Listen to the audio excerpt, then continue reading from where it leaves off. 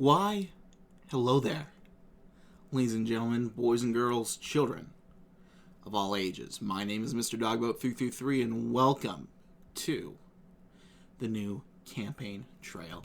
Now, last time we were here together, we hopped in. What was the last time we were here together? It was American Carnage. Kind of appropriate. We hopped in as the great Donald Trump, and we won so hugely, so bigly. Legitimate this time. The fake media couldn't even try to steal it from us. It was incredible. Lion Tulsi became crying Tulsi. So yeah, it's been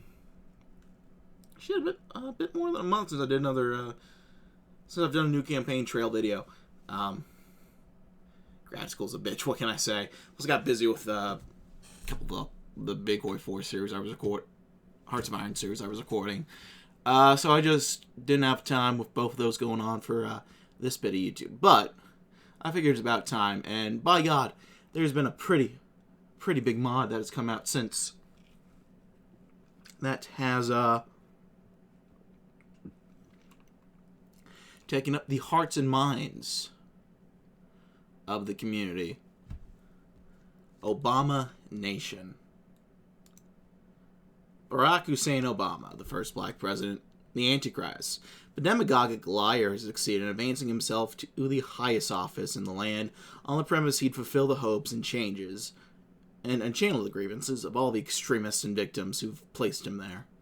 Under the ever-present eyes of his teachers, the time has come to take his place as the fourth horseman of the apocalypse that will ring in a new America.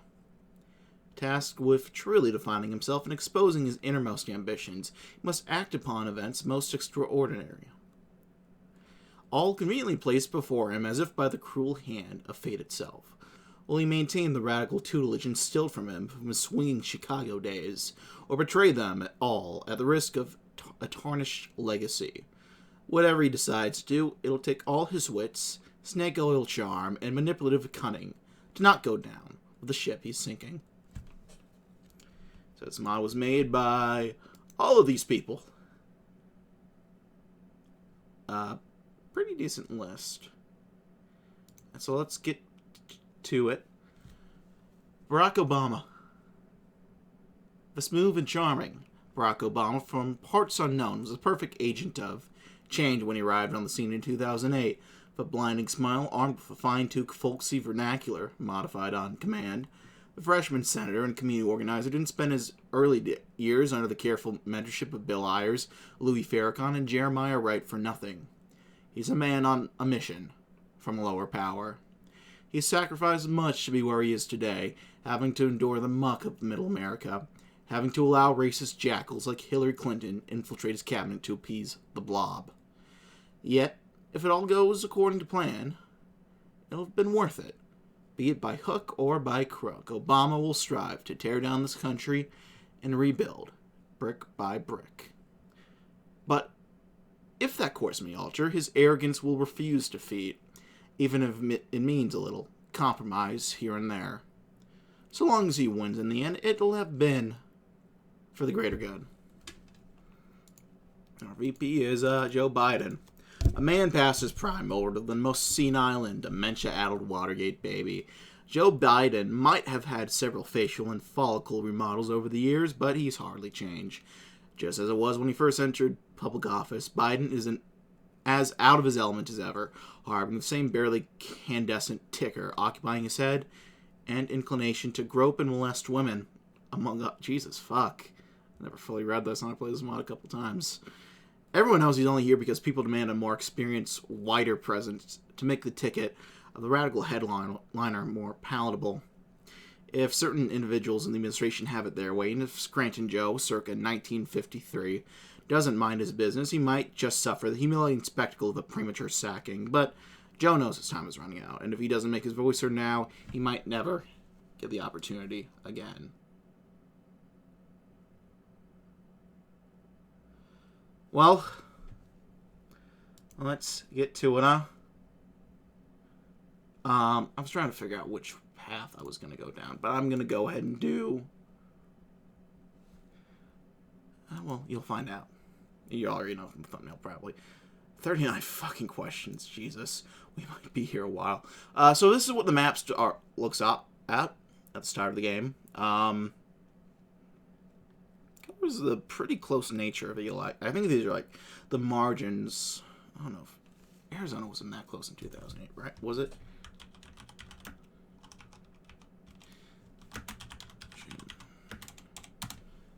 2008 presidential elections. You know, he won by an 8% majority.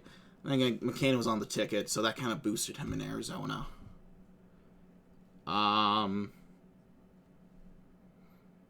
Yeah, I think everything else looks pretty right. I mean, Dems barely won in Indiana, barely lost in Missouri, barely lost even more some in Montana.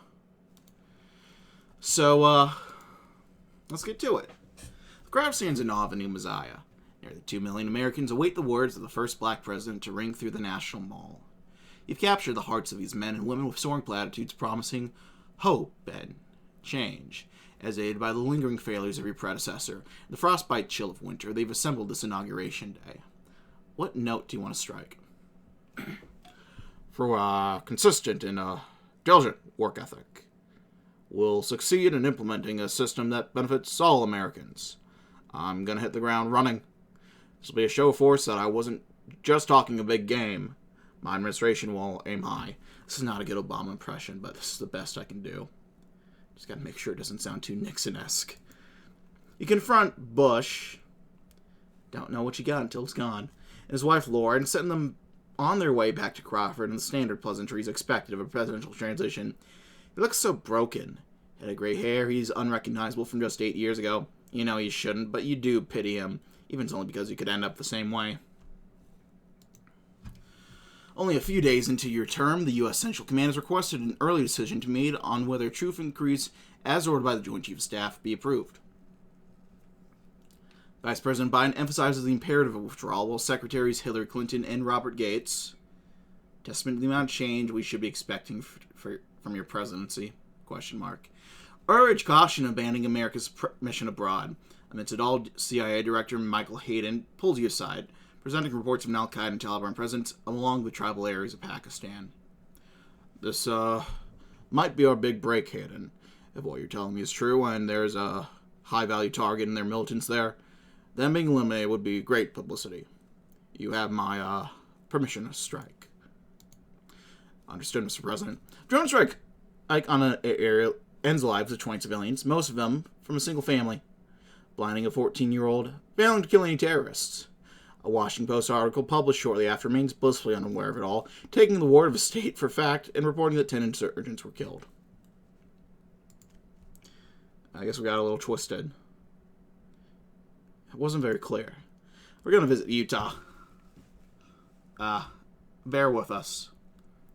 Your preferred man for Health and Human Services, Tom Daschle, former Democratic Senate Majority Leader from South Dakota, product of a bygone era, has been exposed for tax evasion. Republicans are pouncing on you for what they anticipate to be the many controversies that will impact your administration, and suggest that you, given your lack of experience, may have failed to properly vet all the nominees for your cabinet. What's your next move? Tom knew better than to get himself in trouble. If we keep him around, it might jeopardize our healthcare reform.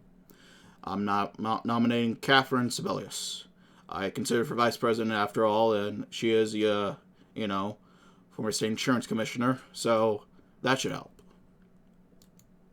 Sebelius proves an inoffensive choice. 24/7 cable news stations speculate whether she'll help Obama's healthcare plan get passed, but if you think picking a red stater will appeal to conservatives, guess again. Drudge Report calls her the token country bumpkin for the new elitist administration.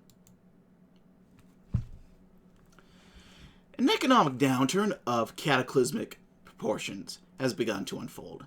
News breaks that Lehman Brothers, the fourth largest investment bank in the U.S., is on the verge of bankruptcy following months of losses, estimated to be in the billions, thanks to their investment in subprime mortgage securities. CNBC hosts a livid Jim Cramer, decrying the ignorance of the federal government for allowing this to happen. Stocks plummet. This isn't the change people were hoping for. The Fed already bailed out Bear Stearns and the dying days of the last administration, and they couldn't corral together a plan to save Lehman. Look, maybe Lehman should have been more fiscally responsible. Isn't that what they're always saying? How would I look bailing out a bunch of fraternity brothers turned bankers? Absolutely not. The impact is immediate. Lehman files for bankruptcy and the Dow falls nearly 5%, the biggest one-day drop since 9/11. Many Americans elder receive their retirement accounts contract by even more. The American financial system begins to untether. Your attempts to pass the buck back onto Bush are weakened by your inaction. Alright, we're going to visit Utah again. The black swan won't fly away. The Federal Reserve has stepped in to shore up several financial institutions, including the American International Group. Fed Chairman Ben Bernanke meets with UN Speaker Nancy Pelosi. Facebook status hammered. I wish I was the same. Advising Congress authorized an emergency $700 billion fund to acquire toxic mortgages.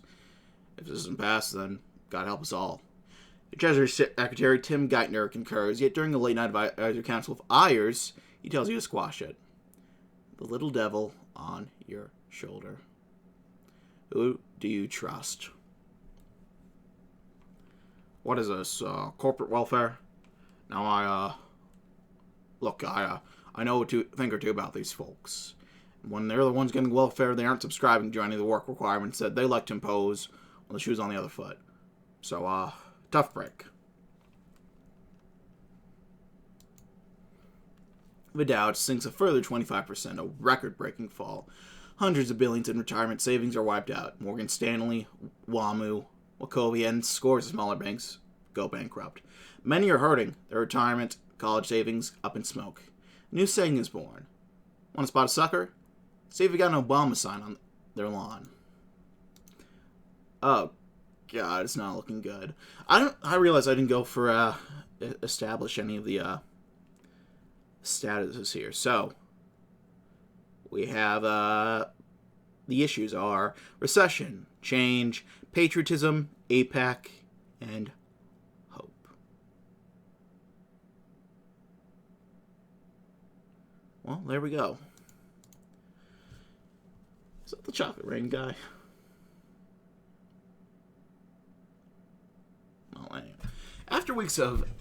After a few weeks, economic analysis confidently say we've emerged from the eye of a storm, but we're only experiencing the beginnings of a serious recession. Unemployment is up to 7.3%, especially in the crumbling Blue Wall Rust Belt states. Democrats in Congress are drooling over a slew of spending proposals to stimulate the economy. With the absence of a Republican president to stymie their ambitions, they expect you to champion a massive package.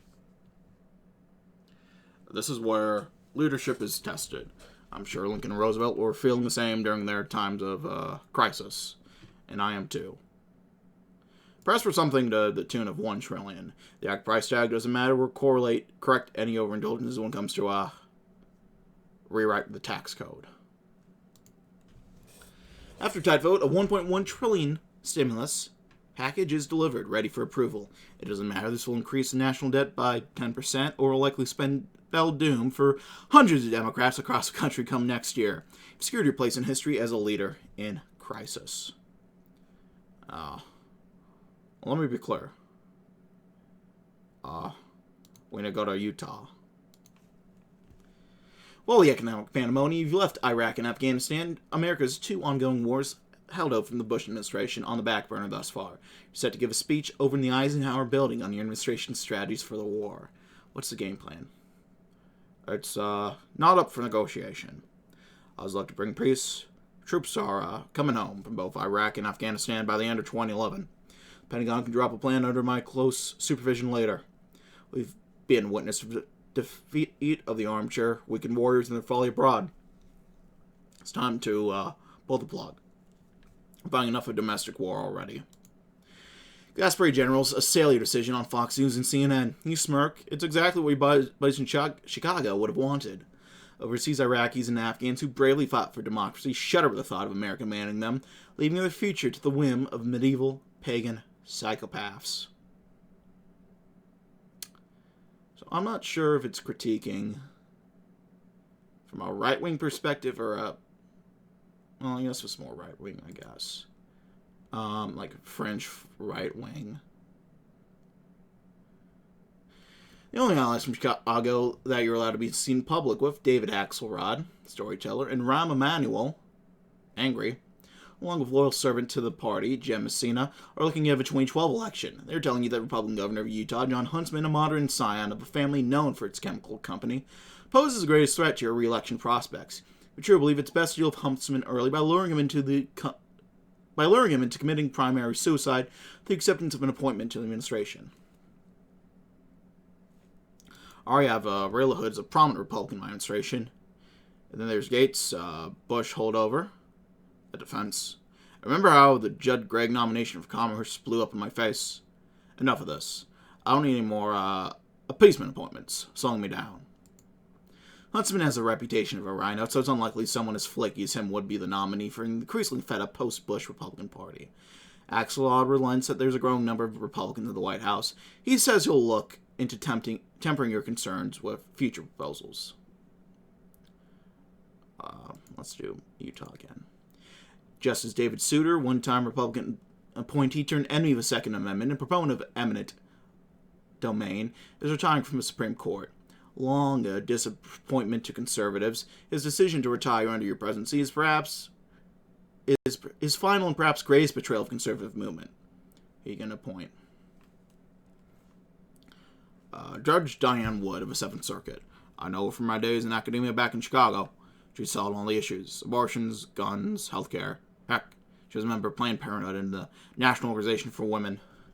Bill and I, and ought to get a kick out of this. Bill. That's Will Ayers, okay. Senate Republicans form a united front against Wood, holding rallies against Reagan National, but Harry Reid, Democratic Senate Majority Leader, confident this country is ready to embrace a light-skinned African-American with no... I don't think I can repeat that. That's what I'm saying. Like, is this critiquing Obama from the right or the left? Because this seems like a left-wing thing right here. Did Harry Reid say that about Obama?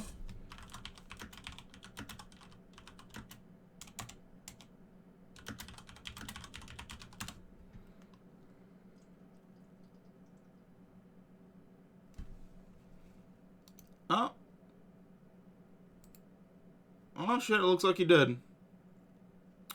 You know what? Touche.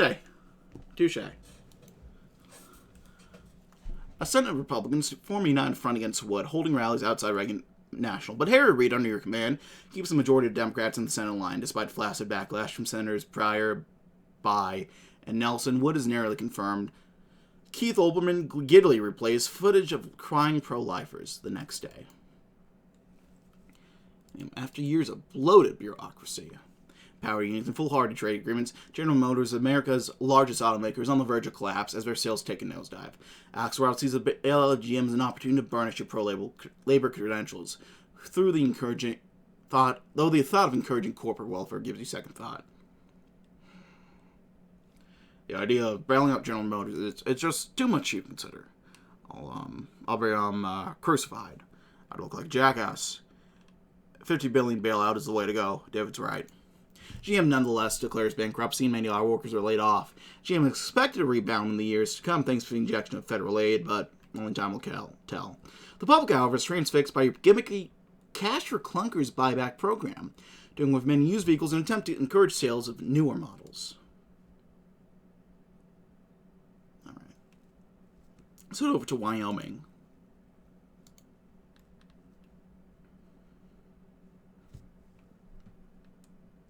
After months of distractions and bad headlines, Axelrod is pressing you to pivot yet again. This time he wants the focus to be on healthcare. Rahm thinks it's best for you to let Congress take the lead in crafting legislation given the healthcare debacle of the 90s, but Ayers urges you to remain firm and unchained by the influence of the progressives who fester within your party, and to push for the most collectivist legislation possible. You know, I gotta stop you the voices. It's becoming too Nixon. I wasn't just elected on hope. People also want change. We're going to push Congress to pass a public option. We'll rally the troops to get it done. But for this task of organization, as for all the revolutionary tasks, fundamentally, it's the individual who's needed. I want this to become our mandate heading into the next year. Fox News begins running a segment titled America Under Socialism. that warns its audience about what awaits them if the public option, introduced to the American Healthcare Affordability Act, passes. Unsure of how they can meet your demands, Pelosi and Reid work overtime in an effort to lay the foundations for a socialist system.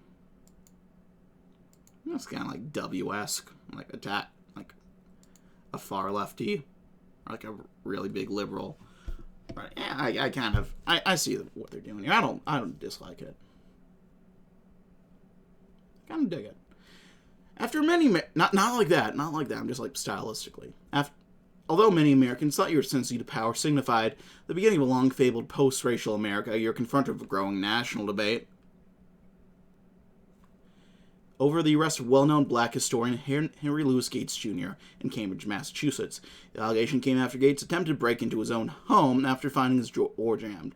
Claims of racial profiling and allegations Gates instigated the officer to act about. Farrakhan, the shadow spiritual advisor, and Wright think it's time for you to start working on behalf of your own. What will it be? I fail to see the justification in me getting involved. Imagine it'd do better for me to address issues such issues through legislative action, not through some, grandstanding appeal to the nation. I guess I'm still kind of doing the voice, aren't I? Farrakhan makes known his disappointment in his next sermon, suggesting nefarious forces have seen the emergence of a unified black front, and they're putting the squeeze on you. Meanwhile, conservative bloggers theorize that there exists a conspiracy foot to lull the wider American public into a preferred form of class warfare. Let's go to Wyoming. Less than a year into your presidency, you will have zero foreign policy accomplishments under your belt. The Norwegian Nobel Committee have awarded you the Nobel Prize, following immediate backlash to fabricating explanations, citing your extraordinary efforts to strengthen international diplomacy and cooperation between people. Are you actually going to accept this award? Well, now, look. Let's stop for a moment and look around. Who's saying I don't deserve this award? O'Reilly? Beck? Fact is, with the global situation I've been handling, I've exceeded the expectations of even my harshest critics. By this point in my predecessor's tenure, we were already gearing up for war. So I'll accept this on the premise that it's symbolically the beginning of a new era. You do not round screaming and enjoy the event, faking humility as you do. A majority of Americans question the legitimacy of it all, tired of a celebrity president being fawned over for nothing of consequence. Maddow runs damage control, calling it Obama derangement syndrome, that people aren't gratified by the national honor.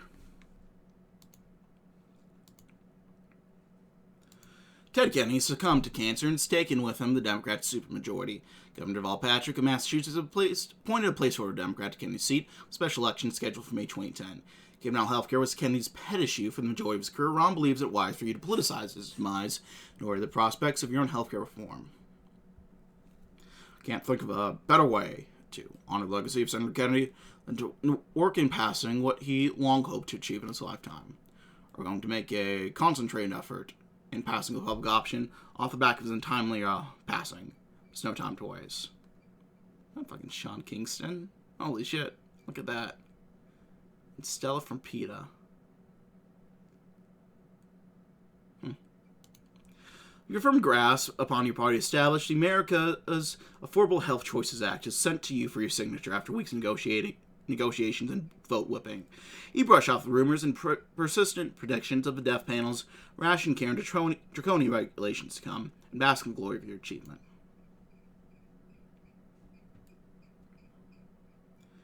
Alright, let's do Wyoming.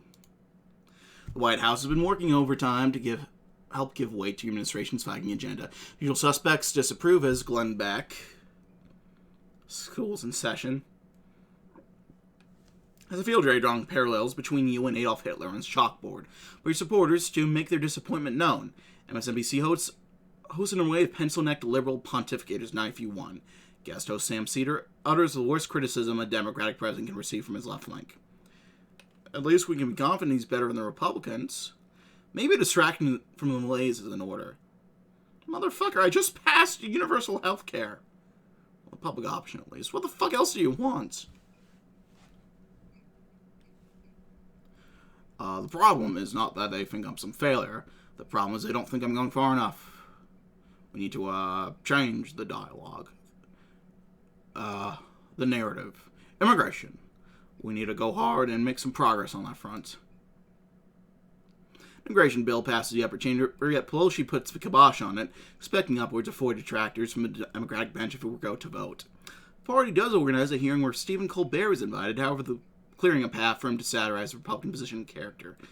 The bit goes viral on the internet. The midterms fast approaching and the tax season in full swing. Rahm posits a rather Nixonian plot for disrupting the grassroots resistance to administration. The operation would see the IRS target Tea Party groups applying for 501c4 tax-exempt status, stymieing their ability to raise money without disclosing their donors. Nevertheless, serious crisis go to waste, he says.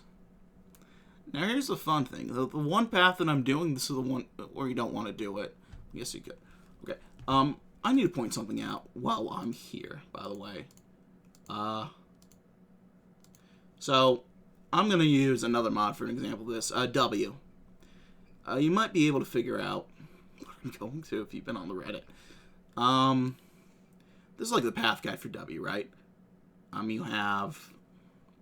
Simple. They have whatever they consider wins. You have whether you go to war or do not go to war. You get different candidates. And then you have like some unique trails to get like Ted Kennedy.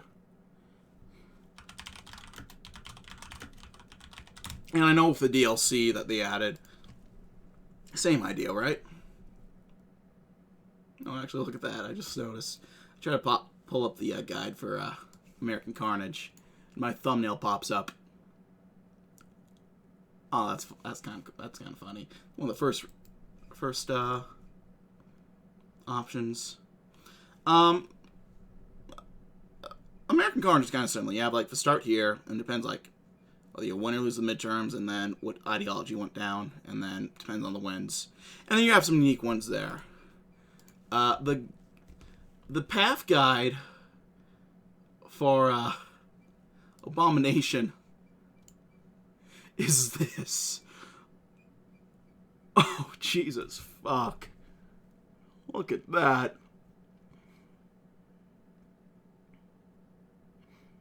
Alright, so.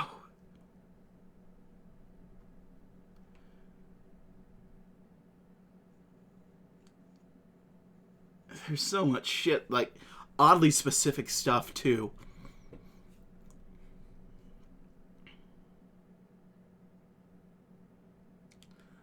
And it's almost like a...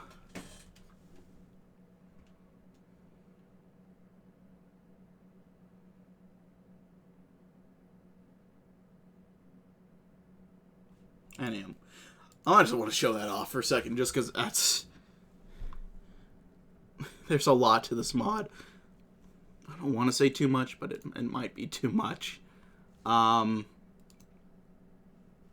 don't care about that Discord ping. Anyway, where were we? Midterms fast approaching, tax season in full swing. Rom posits a rather Nixonian plot for disrupting the grassroots resistance to your administration. The operation would see IRS target Tea Party groups applying for 401c. I think I already read that. Well, when they go low, we go high. At least that's what Michelle's always telling me. She's proud of her country. We're better than Rom. We don't need to play their games. Just let this one go. Rom's glimmer of joy fantasizing about sticking to the everyday American is torn from him. He finds her aspirations of maintaining the moral high ground nauseating. When the Republicans get their chance, he says, they won't be so kind. You shouldn't be either. See what they think about that in Wyoming. Another former Republican appointee turned enemy of the GOP, Justice John Paul Stevens, has announced his retirement from the court, clearing the way for a second appointment for you. Bob Bauer needs to know your choice now, so he may run effective background checks on the nominee in preparation for sale pitch if sent before the August recess. Of a sledgehammer. Who will it be? Well, I'm trying to think of something new from the last time we had the opportunity. But not someone who would, drag the feedback and hold back progress. Leah Ward Sanders of the Georgia Supreme Court. She'd work wonders. It takes a whipping campaign not seen since LBJ, but Sanders is confirmed by the skin of her teeth, overcoming allegations that her opinions favored sodomy, strip clubs, child abusers, and cop killers. Republicans are livid. Scott Brown, the Republican nominee for Senate in Massachusetts, sees his polls skyrocket. You learn from your staff at Rolling Stone a publication typically favorable to you is about to come to light with an article about General Stanley McChrystal, the top commander of the American Allied Forces in Afghanistan. In an article, McChrystal criticized your demeanor and conduct during meetings, describing you as being uncomfortable and intimidated around military brass and meetings. They didn't seem very engaged about the war in Afghanistan and goes so far as to characterize you as the enemy over your policy disagreements. Rahm insists that the general must go for this blatant act of insubordination, but Gates thinks we should let this slight slide, giving us the ability to keep the Taliban at bay. If I can, General McChrystal, I'll view it as taking the whole article as a personal insult. I'll be seen as ego on my part. So, just assume a warning against further acts of misconduct when it comes to superiors and have him apologize. Next cabinet meeting, Gates give you a dutiful nod to visualize his approval, while Rahm seems pissier than usual. McChrystal will be permitted to continue operating as commander of forces in Afghanistan, his complete lack of respect for you or your leadership notwithstanding. Again. The rest of the country view the country's recession as an opportunity to come down hard on Wall Street. After 30 years of deregulation, they're out for blood. Ayers tells you to strike at the heart of the capitalist oppressors. There'll be no better time than now. Larry Summers, however, is urging you to take a more cautious approach. Summers is failing upwards. Well, Ayers couldn't be more correct in his observation. So likely to be a last real opportunity to make some serious change, to make good on the promises I made to the American people. We'll move forward, crack the brakes right open. We won't hold back. It takes Harry Reid promising Scott Brown to not run a serious candidate against him in 2012, but the Brown-Kaufman Act slips by the filibuster and becomes law with his signature. Banks are forced to limit the size of their total deposits to 10% of a nation's total. The stock market takes another dip. Well, how are we doing? Republicans are whooping us right now. The red phone rings at 3 a.m. He's gone. The voice on the other end says. The morning paper, after all the papers adorn the headline, Justice Scalia dead. Seemingly as a run-of-the-mill cardiac arrest, with him found dead at his Texas ranch, face buried under a pillow. MSNBC contributor Cenk Uygur gets admonished for joking that the breaking up of the banks must have given him a fatal shock. Others suggesting something more nefarious. Regardless, it's time to find a replacement. Well,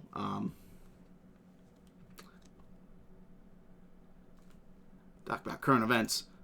Kamala Harris. This in context of what came before her.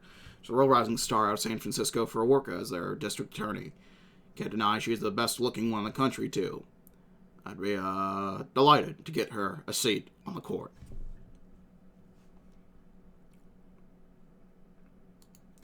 The woman who led the fight for gay marriage alongside Mayor Gavin Newsom is giving ceremonial hearings just for procedure. Bloggers and Daily Kos swear they could spot a tear duct running down Senator Hatch's face during it all. Back in her state, though, California Democrats fret over finding a new replacement running against Steve Cooley come November. Well, that'll be a problem for November. The Justice continues to settle following what had been anticipated to be red wave, but turned out to be more of a red ripple. 2010 midterms saw the Democrats fare much better than originally thought, keeping hold of a 53-seat majority in the Senate following close wins in Illinois and Wisconsin. The House returned to GOP controlled by a small margin estimated to throwing Speaker Pelosi in our ilk. So, 2010 midterms were infamously terrible. I'll pull up the map right now for you guys to see that. Jesus fuck, look at all of that red. Yeah, Pennsylvania. Yeah, Ron Johnson won the seat, which he still has today. You even had Illinois going red, which was kind of crazy considering the fact that Obama's from fucking Illinois, and Illinois is like deep blue nowadays. Maybe not deep blue, but almost old blue. And also 63 fucking. Yeah, so this isn't too bad, all things considered, actually. Anyway, we have one last opportunity to cram some legislation in. Let's do...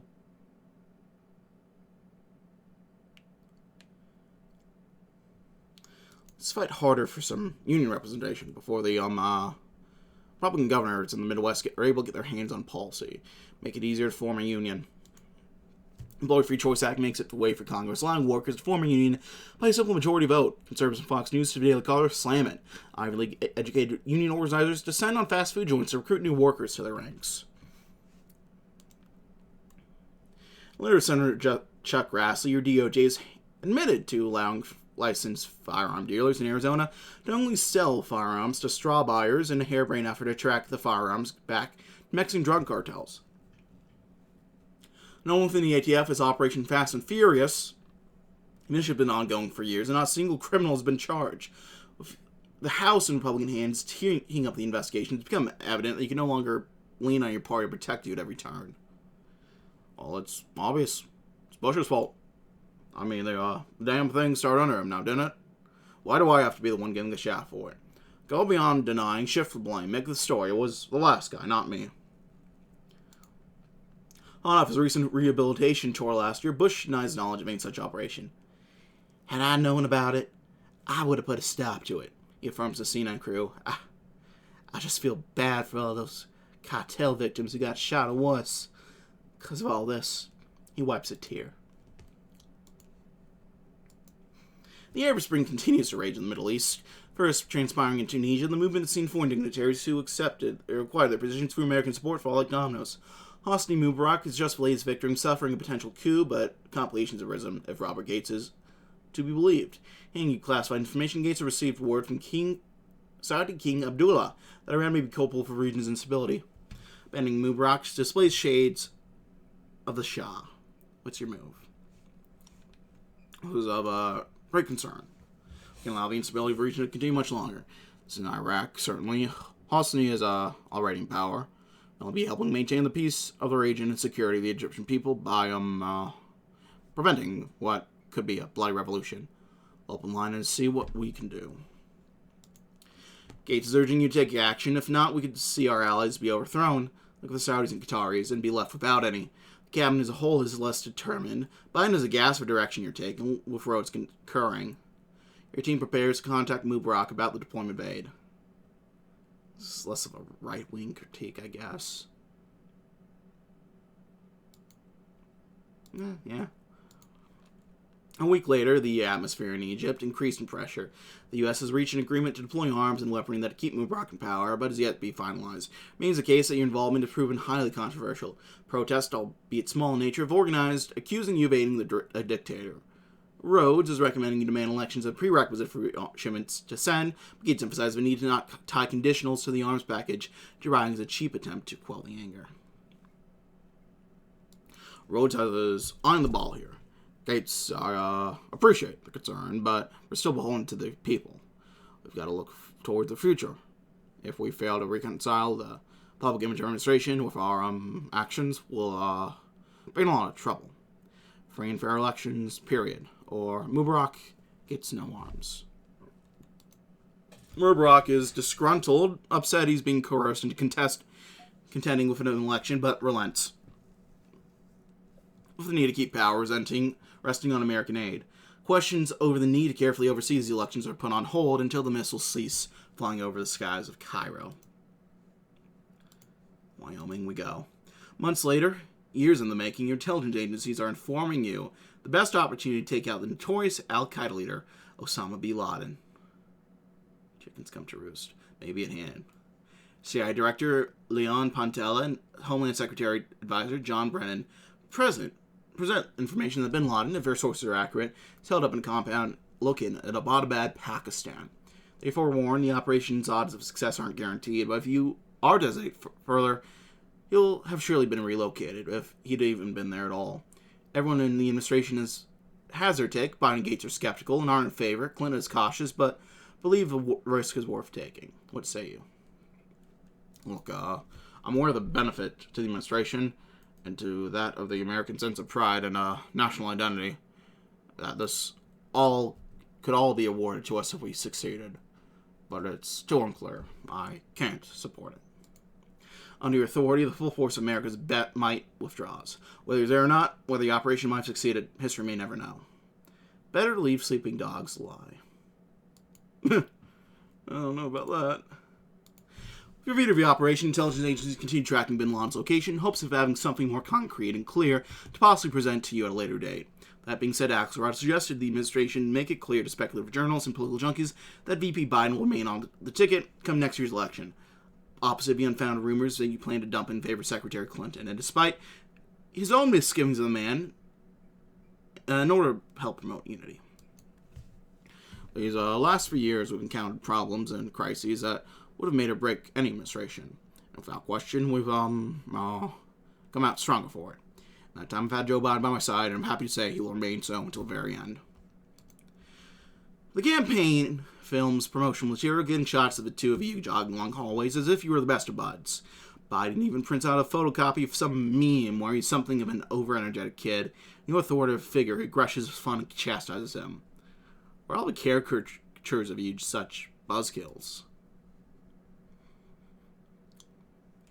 That has a pretty strong third-party presence, it looks like. Interesting. The Republican Congress have kept busy pursuing their financially conservative agenda since they've taken over.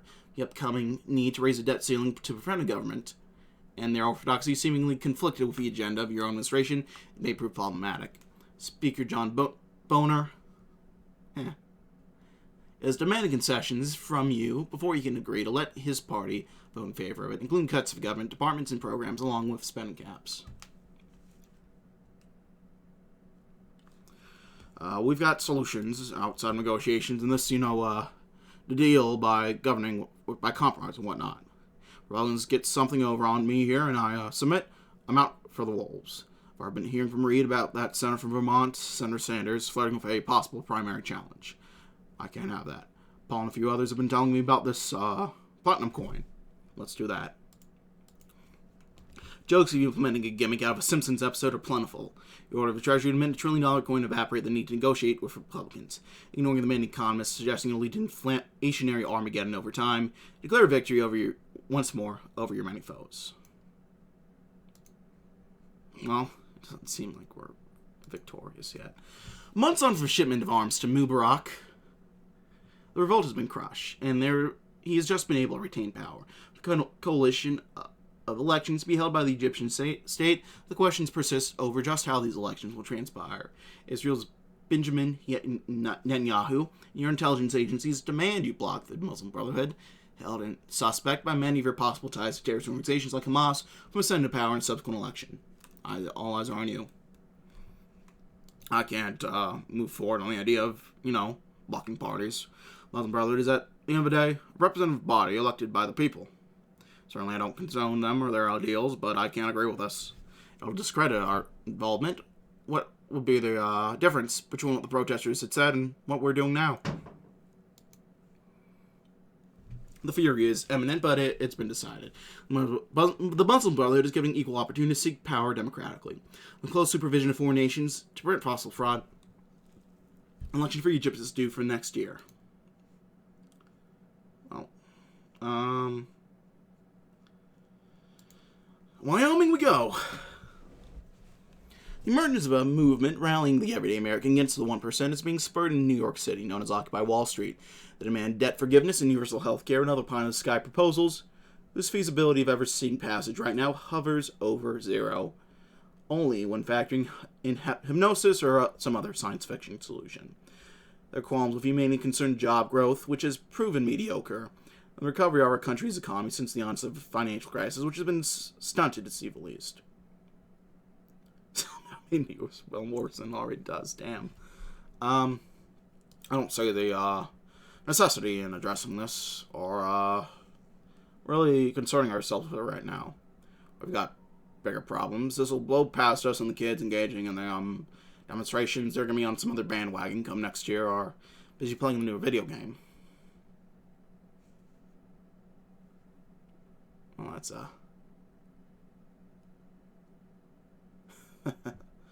I don't know if I want Kevin Spacey promoting my legacy, but that's besides the point. The assumption is unfounded. While Science allows the negative headlines about the poor economy under you to watch game coverage, the occupation is on borrowed time, and without an electoral outlet to sustain its energy, will likely dissipate as noise in only a few months' time.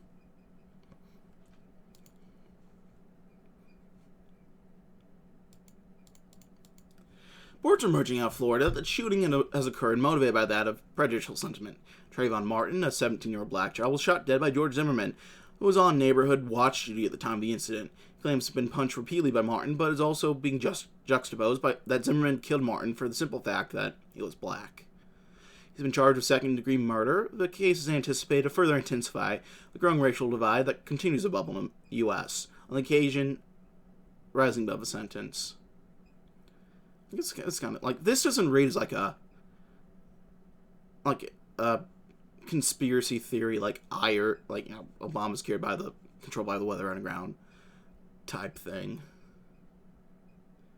I don't know. I'm not sure the narrative is the most cohesive. I'm getting too nitpicky. Obviously, this is a tragedy. I can only imagine what this boy's parents are going through, but the rule of law must be respected, and the verdict that'll be reached, whatever it may be, should be allowed to proceed without my comment. Leaders of the black community are quick to recognize the discomfort in your tone. Some recall back to your personal tone to a white Georgetown student who Limbaugh called a slut, contrasted to your inability to even contact the family. The iconic turn of a screw, the first black president cares so little for the community who loves him.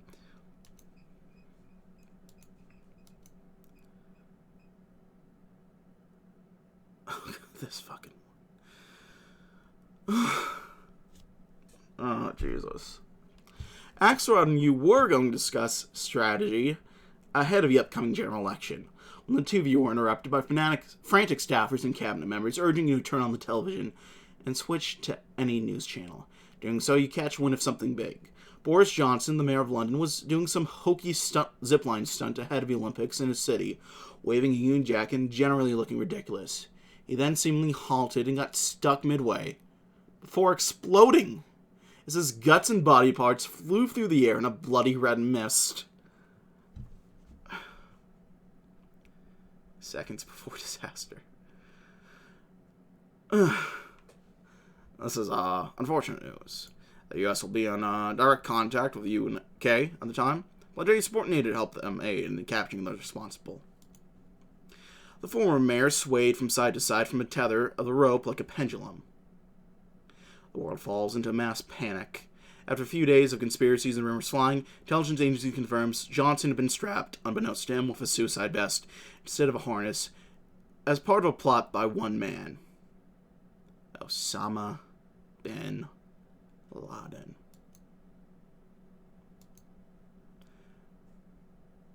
Oh, Jesus fuck.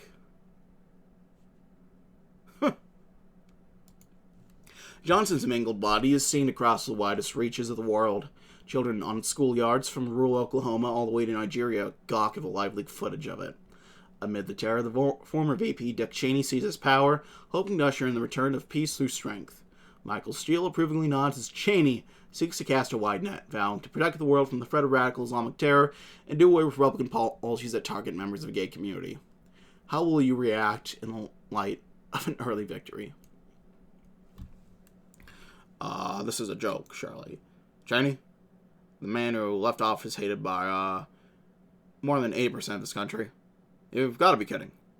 I may as well not even campaign. It's Dick Cheney. He's doing the work for me, just reminding America he exists. Even Bush failed to attend. I guess Cheney did miss him. When the cameras weren't covering every inch of Cheney's sweaty, mean mug, they were showing half the auditorium being emptied out as hundreds of Republicans left in protest. Sheldon Adelson, Ken Griffin, and the Koch brothers remain all that stands between his campaign and abject poverty.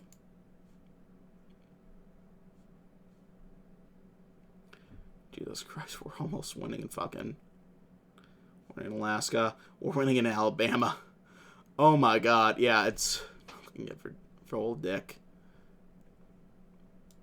Wyoming. It's the first time of a DNC in Charlotte, with unemployment still the heights it's been in 20 years. It's never been more crucial for the party to put on a good face. With Michelle, you're backstage with Michelle, with you plan to speak on the final night. Who would you select to start the party off with? We shouldn't lose sight of the party struggles on the ground right now. Of the Tea Party congressional candidates we've got fighting, that Tammy Duckworth would be a good pick. Disabled veteran. Looks good. She's fighting one of them in Illinois right now. Let's give her a spotlight. Duckworth launches into an interject speech, tearing the Republicans apart as enemies of veterans disabled Americans. She exclaims her admiration for you and concludes her speech by emerging from her wheelchair, standing on prosthetic legs, to salute you.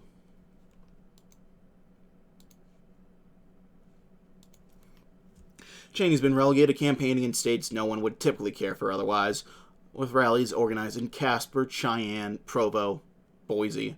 The Republicans are scrambling, diverting much of their resources to aiding down-ballot races. If the New York Times are to be believed, attempts to orchestrate a coup against Cheney have failed due to a shallow pool of applicable replacement candidates having the appetite of captain a sinking ship. The nation is your oyster.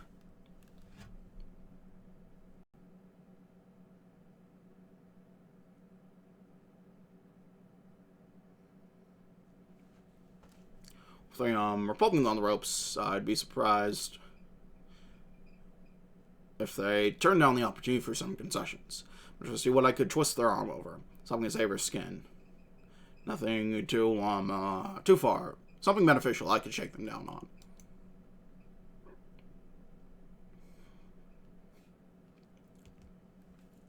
Wrangling prospective Senate Republicans, including moderates on the issues like Pennsylvania's Pat Toomey, and vulnerable ones hungry for a bill to latch their name on, like Nevada's Dean Heller. He passed a swath of gun reform legislation not thought possible under an unfriendly environment. Cheney scores an influx of NRA money in the aftermath. Let's visit Wyoming. Following your demand for an election to be held, proceedings have carried out smoothly, with international watchdogs keeping close check on the election's legitimacy. Votes have been tallied, and the winner is declared to be Mohammed Morsi, the Muslim Brotherhood candidate. We congratulate Morsi on his victory. We're proud to have helped usher in the first democratic election of the Egyptian state. We look forward to further cooperation and good relations with Morsi and the Egyptian people. Brutal. Similar light to the 1988 Chilean plebiscite, Mubarak's regime has been cast out of democratic vote. They themselves allowed to happen. Intelligence agencies confirmed Mubarak contemplated throwing results out, but the combined threat of another uprising without the prospect of American aid overwhelmed him.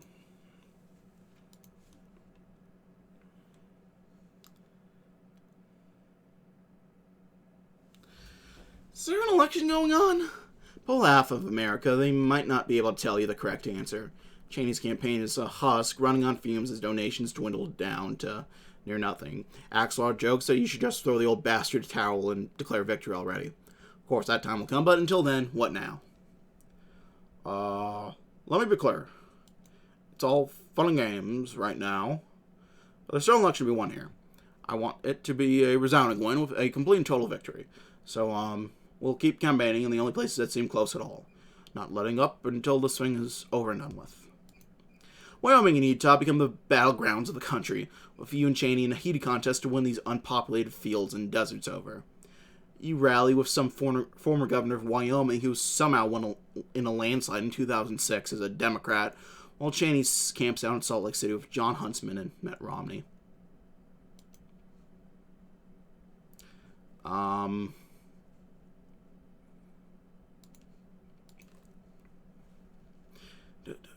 Do we even need an obligatory debate?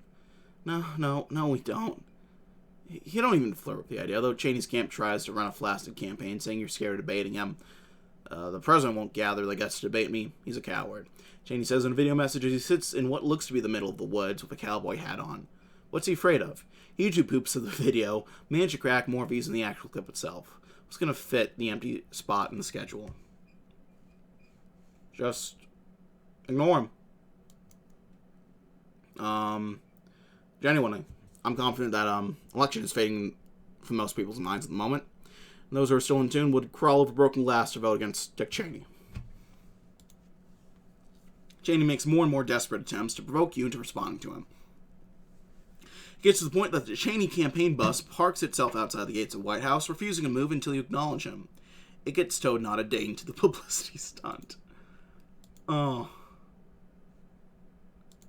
no.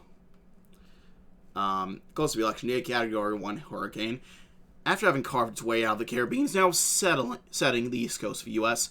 as the next target of its warpath. With your anticipated cut directly through New Jersey, local and state officials are calling the state of emergency. How you respond to one of the rare instances of disaster not directly caused by your administration. It should be a simple one. Although in New Jersey, meet with Governor Christie, have the promise of federal disaster relief on his hands. Pose me in a National Guard helicopter, the works. You didn't give it too much thought when you patted Christie on the shoulder while shaking hands on the tarmac of the airport. But the angle of the photo taken looked as if the two of you were hugging. Christie has raked over the coals by his party over the moment. You, however, reap the benefits of what appears to be a moment of bipartisan cooperation. Shit. Oh, this is not going as I thought. I didn't want to do that. I don't want to do this, but I was going for like the total landslide. This is already bad enough as it is, but let's do Wyoming.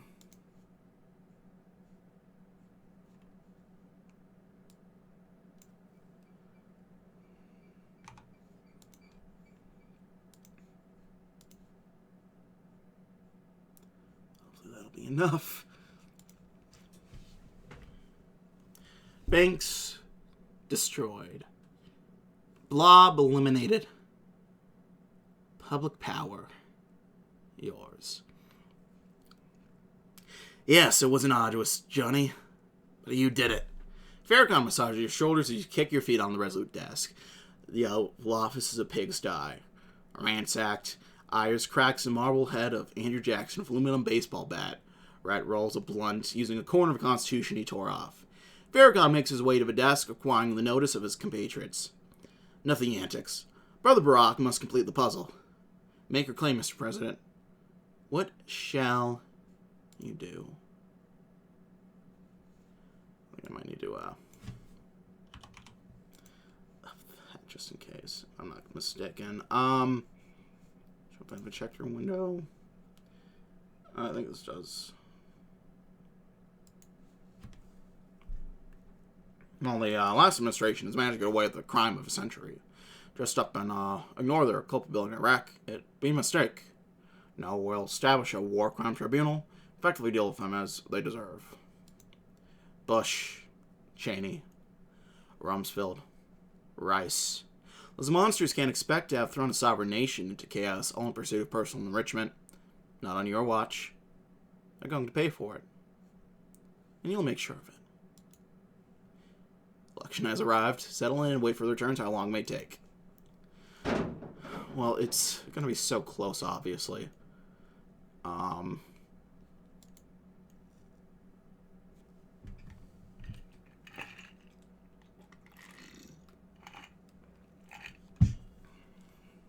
didn't realize this would go for both. I guess this technically does do both, doesn't it? I was considering doing either the Obama communist path or the total victory path. I never realized this path technically does both.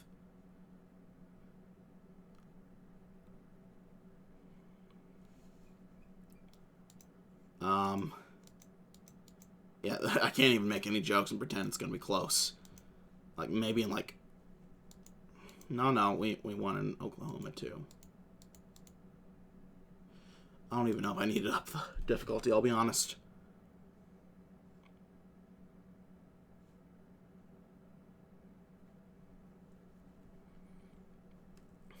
Oh, Jesus, fuck. Oh. Now, the 3 states where it looks kind of close, potentially. We won by 2 points in Wyoming.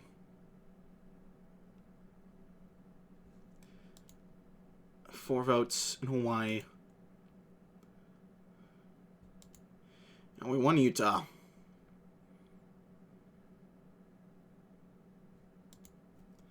And there's Alaska. Yeah, we won 538-0.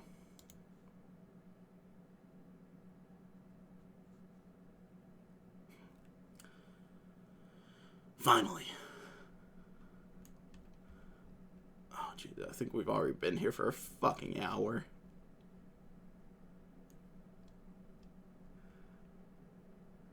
Oh, Jesus, fuck. How long is this all gonna be? Long. That's not as long, but still long. There's Kamala.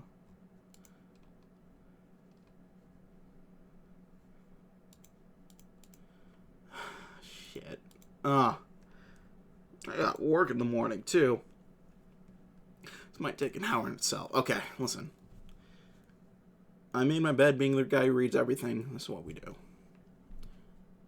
Finality. Obama's just gone off a stage speaking to hundreds of thousands here across the nation and around the globe. He delivered a speech with all the usual pomp and circumstance that comes with winning a battle.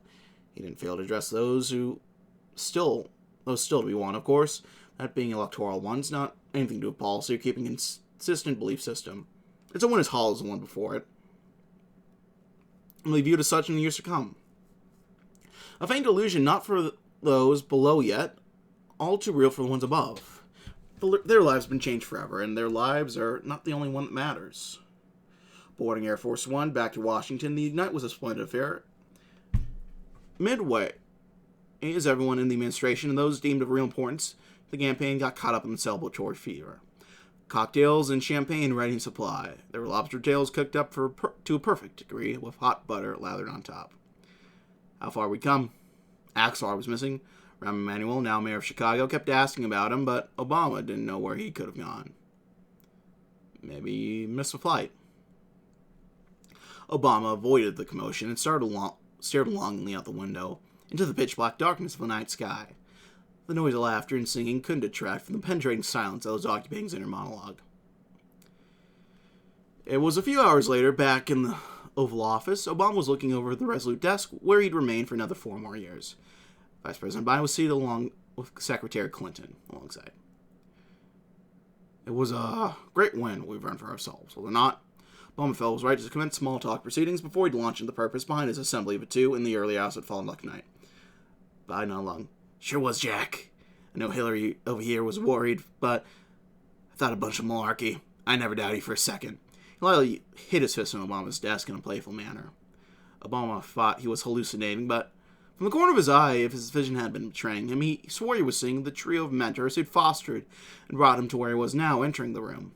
Louis Farrakhan, Bill Ayers, Jeremiah Wright. Like the ghosts of Christmas past, present, and future, they stood there, staring at the trio who had been dictating the policy administration these past 4 years. That and much more was about to change.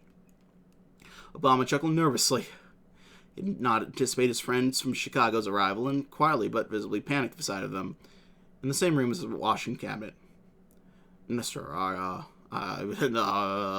Who scheduled this meeting? Did someone give you a wrong address, maybe?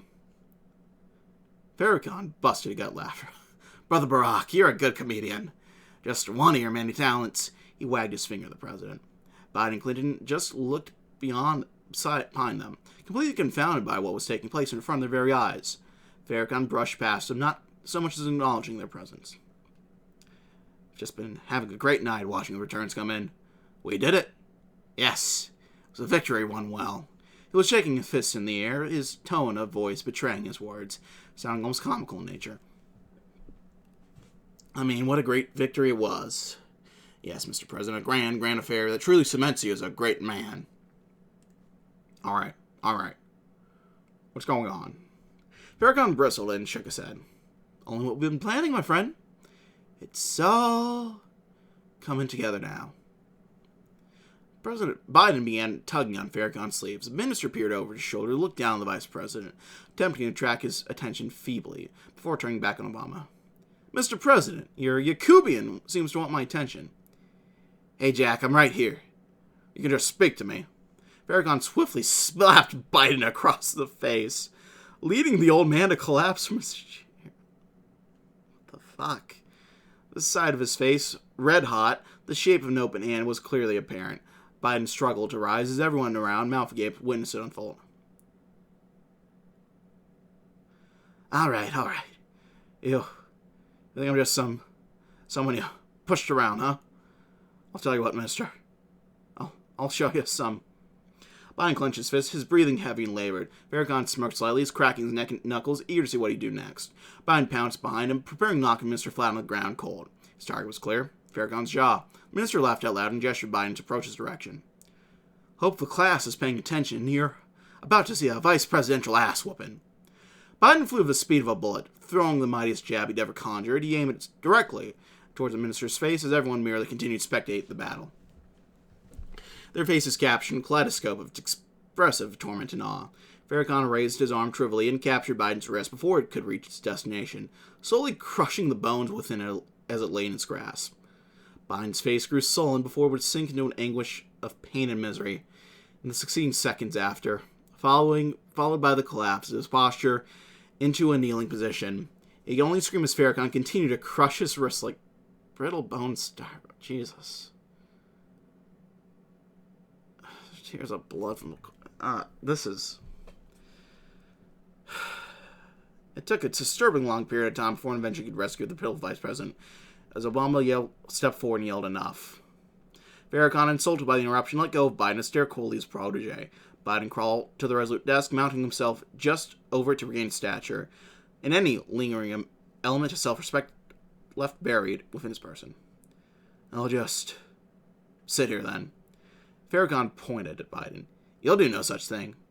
Now get out of here, you and that murderous bitch. Clinton's eyes widened. She rose and walked to the minister. The Jew will often stare down the room, dead silent. This murderous bitch will leave on her own accord, she scoffed. She looked over at Obama. I was right about you. Clinton made her exit from the room. Biden fell over unconscious. Never took you for a hotep, minister. You're in my good graces, but if you ever suggest to me that any action I'm taking is too far, that you have the command and wield the power to dictate my actions, you'll be where your vice president is. He knelt down and with his hand around Biden's cheeks, violently shook his head before letting it go and allowing it to slam on the floor, only not looking so pretty. Obama breathed, falling deeper into his chair as he awaited Farrakhan's next move. He moved over towards Obama, grabbing him forcefully by the collar, and flung him from the seat. Brother Barack, I have great admiration for you. You're a great student, but a student is what you remain. He sat in the chair, kicking his feet up on the resolute desk, busting out a cigar. Bill, throw a light. As did as Farrakhan commanded, throwing him a lighter for his cigar. Obama dusted himself off, being a bearing face of astonishment. He couldn't believe how he was being treated. He did everything they asked, and this was how he was thanked? You can't just treat me this way. I'm the president, minister. I ask for so much as a little respect. Not you to go around smashing things, being my subordinates. You can't. Farrakhan dropped his feet from the desk, silencing Obama. He stood up from the chair and walked over. Brother Barack, you're right. I've been a rude guest in your place of residency. For that I apologize. I ask only for you to treat me with the same respect I'll provide to you. Filling his arms over Obama's neck, clutching him in his grasp, Obama struggled a little bit and wriggled out, shooting a look of confusion and anger. Farrakhan recognized this, nodding. All right. I see how you want it. I'll show you what we'll do if you keep your act up. Let him in. The entranceway to the Oval Office cracked open. A shadowy figure dragged some hobbling man and threw him into the room. Obama couldn't figure who it was. It looked like just some random staffer, a field hand for the campaign back in Chicago. The man got up and limped a little bit, collapsing headfirst. His teeth were rattling, head busted wide open. Blood had poured right into the dark blue of the carpet, creating a sickly purplish hue. Obama ran over and knelt before the unknown soldier. Friend, for the love of God, who did this to you? The man coughed up a tooth, spit into the gunk from his mouth, out in a convent to converse. Obama patted his back softly, leaning him against the wall. Speak slow, friend. Who is it? Are you okay? The man opened his eyes. They were reddish around the sides. He looked dazed, barely aware of his surroundings. They dotted aimlessly before landing on the president. Where? Yes? Speak slowly. Stay with me, man. Speak slow. Tell me what happened. Men. There are men. Speak slow. Speak to me. They took me in around election night back in Chicago. They took others. I don't remember much. My head hurts, Mr. President. The man's eyes began to close. Obama held him tight. He turned to Minister Farrakhan, Professor Ives, and Reverend Wright. Did you do this? Farrakhan slowly marched over, possessing a small bouncer smear. Brother Barack, I'm aware the presence of a battered foot soldier here must be a troubling sight to see. I'm not a heartless creature like the white man, no offense intended, Ayers, but I may empathize with your station. Approach Obama and the staff are bleeding out on the Oval Office floor. Liability, I hate to say it to you, Mr. President, but liability. Men like this are liabilities, party servants. I don't serve a party. I don't serve an elephant or donkey who tells me what to do, what to say. I am my own man. It's about time you became one too. He turned around, glanced around the room. Same for your vice president, the Madam Secretary, the Gates boy, Axelrod, who we've talked some sense into, I'm happy to say. Obama shot a face of distress at him, seeking further elaboration on what exactly he meant by that. Farrakhan just cracked a smile and laughed. He stood over Obama, who held this nameless chump in his arms, whose body was growing cold. Farrakhan placed his hand on the shoulder and whispered in his ear. They're all expendable. Steps on a stairway. That's all we must get going. This country won't be rebirthed from just one measly administrative action. We'll see what we can do. Is that right, men? Iris and Wright nodded along. A grand future for you. We've got planned, my student. Your destiny legacy is only just now being written. With us by your side, once we finish the re-education of your subordinates, as you call them, this pathetic political party of yours, we're going to make dreams come true. Farrakhan snapped his fingers and led his lieutenants out. Before he exited from the room completely, he turned one last light switch to Obama and stared at him before letting out a sigh. You already made your choice. He flicked the light switch and left. Obama was gone.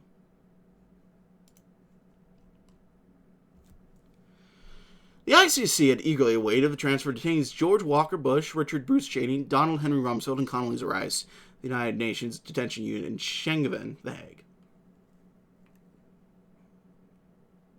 Does Condoleezza Rice not have a middle name?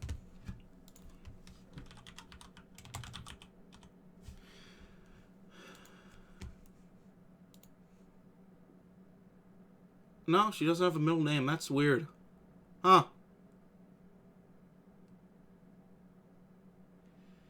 Interesting.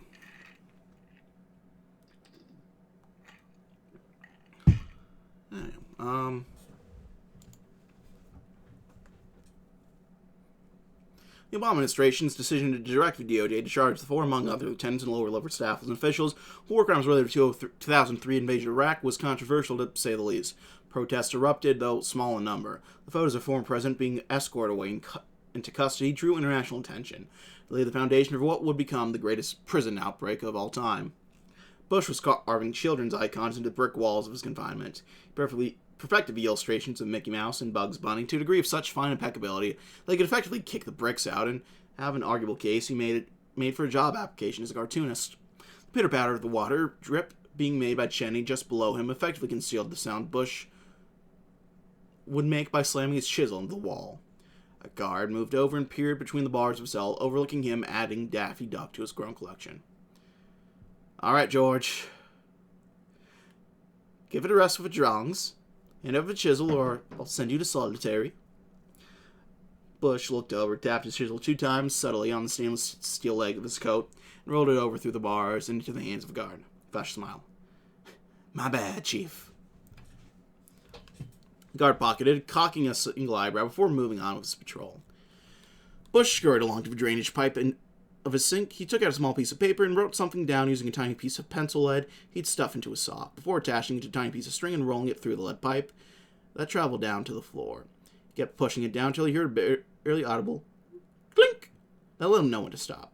He let go of his string and walked back to where he had been sitting, doodling his cartoons. Below his cell, under the floor, Cheney was cranking a water valve he had managed to dig under and into beneath the concrete floor he had routinely paced over. He managed to bust a hole right through the sewage pipe that traveled underneath the Hague's prison complex, largely configured a space wide enough for the collective waste of every prisoner in the facility, but also just large enough that it might accommodate the 4 criminals' escape. He heard something approaching and quickly jumped out and laid down an emergency map of the Middle East, toppled with tiny flags placed throughout it for the best spots for ExxonMobil and Halliburton to seek investment in the following troop orders. He started studying the topography of his guard peered over. You criminal bastards, still finding glory in your conquest. Cheney barely turned to just say, fuck off. The guard spit on the ground before walking away. Once he was confident the guard moved away, Cheney took out a makeshift radio constructed out of the discarded smash pieces of an older model made as a promotional material for Ang Lee's 2003 Hulk. They repaired using bubblegum and some old silly bands. How the fuck do you get silly bands in the Hague prison? I guess it is Europe. I don't know. Your radio in. This is Angler. I repeat, this is Angler. The line set. The radio crinkled a tiny bit, hitting the voice of Rumsfeld on the other end. This is Infinite Justice. Line is set. Waiting for your call. He nodded, then brandished an ex-acto knife foreman's boot. Copy that. Let the other know it's a book. It was 8 hours later. The plan was in operation. Bush, Cheney, Rumsfeld, and Rice were marching through in single order line through the raw bacterial gunk of the many prisoned war criminals behind on their way to freedom. They crawled out just over 2 feet from the prison encampment and turned it into a nearby waste disposal pit. They plopped down and entered a stream of rain, bask in the return to the outside world. But the bliss was short-lived, as suddenly the alarms of the prison began to blare. The four turned in a panic, got ready to set their course to the nearest train depot to cap off their escape. Quickly brushing the crap off their bright orange jumpsuits, they prepared to make their exit. And yet, Cheney placed his hand on Bush's chest. No. They expected one of us in the shit pit, brother. Have we started a fire? Yes. The fire rises.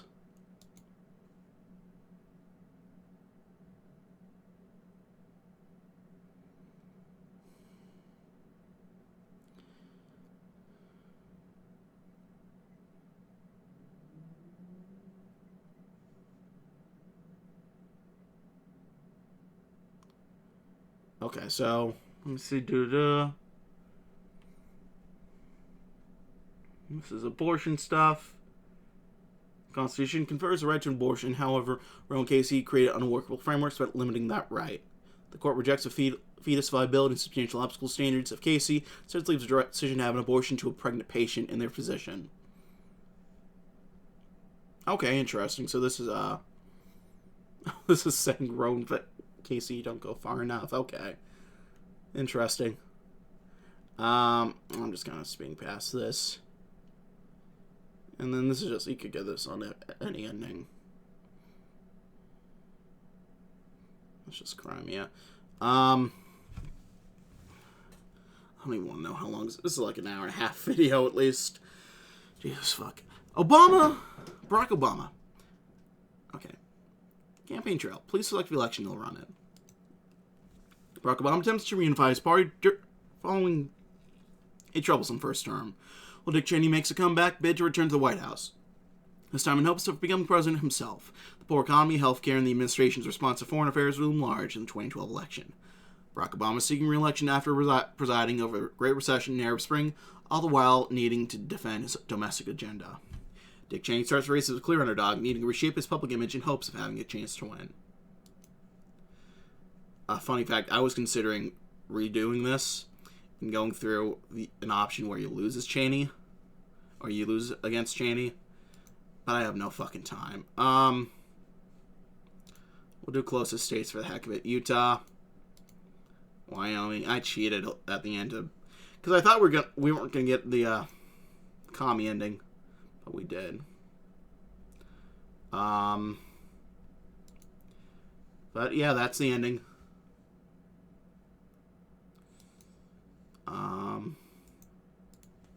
Holy Quran. Look at that. Start reading the Quran online. Listening to beautiful audio recitations. Read the Quran translation in your desired language. No. Sorry, my Muslim brothers. I'm a broke college student. And explore the Holy Book in a fast and mobile-friendly interface. Well, that's funny. Yeah. That was Obamanation. It's cool. It's pretty cool. It's just fucking long. Probably a little too complicated as well, honestly. But I mean, there's clearly a lot of effort put in. And I'm not gonna shit on someone for putting this much effort into a mod. Well done to the team. You guys did a pretty solid. You guys did a good job here. It's just some of the stuff hurts in my brain. Also, it might be a little too edgy for its own good at some parts, but yeah. Yeah. I'm gonna leave it there. But thanks for watching, my friends. Like this video if you like, dislike if you didn't. Leaving comments or feedback down in the comment section below, including potential future series we could do. What you want to see for more new campaign trail stuff. I don't know if I have the energy to do Obamanation again. But if you guys want to see any other mods, let me know. There's been a decent series of mods that have been coming out. I just haven't had time to, but I want to play some more. So just let me know. Let me know. Since we are coming into October, and this is election season, I do want to do a video every Sunday, or every Saturday coming up. So, let me know what you want to see. Until then, I will see you all next time. Oh, make sure to hit the sub button and the notification bell to keep up to date with those uploads as they come out. So all my other various stuff. Anyway, I'm going to go ahead and leave these there. Thanks for watching, gang. My name has been Mr. Dogbot333. I thank you for watching. And I will see you all in the next video. Bye-bye now.